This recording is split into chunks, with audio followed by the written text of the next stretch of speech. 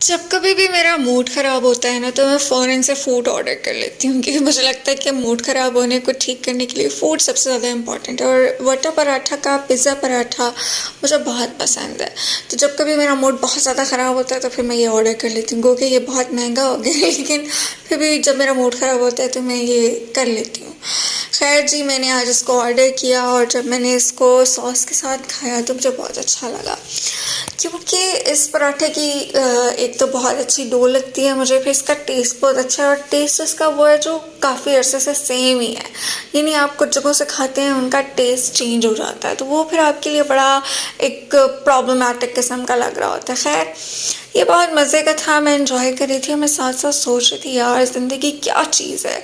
मतलब कुछ भी सोच लो ना, आपको वो आपके मुताबिक चीज़ नहीं मिलनी है। खैर जी, ये दुख तो सारे चलते ही रहेंगे। आज का फूड व्लॉग आपको कैसा लगा, और अगर आपका मूड ख़राब होता है तो आप क्या करते हैं, आप मुझे ये भी बताइए। और आज के इस व्लॉग के लिए मुझे दीजिए इजाज़त। अगला व्लॉग किस ब्रांड को रिव्यू करने का होना चाहिए, आप मुझे ये भी सजेस्ट कर सकते हैं। तो जी, खुश रहिए और खुशियाँ बांटते रहिए और यूं ही मेरे व्लॉग्स को देखते रहिए और इसको लाइक करते रहिए। बोतलें पीना वैसे अच्छा नहीं होता सेहत के लिए, वैसे मैंने छोड़ दी है कि डील के साथ आई हुई थी, तो कम पिया करें, अच्छे ड्रिंक्स की तरफ जाएं और अपनी हेल्थ भी बनाएं और हो सके तो जिम ज़रूर किया करें, क्योंकि जिम करने से आप में बहुत स्ट्रेंथ आती है। ओके जी, बाय बाय।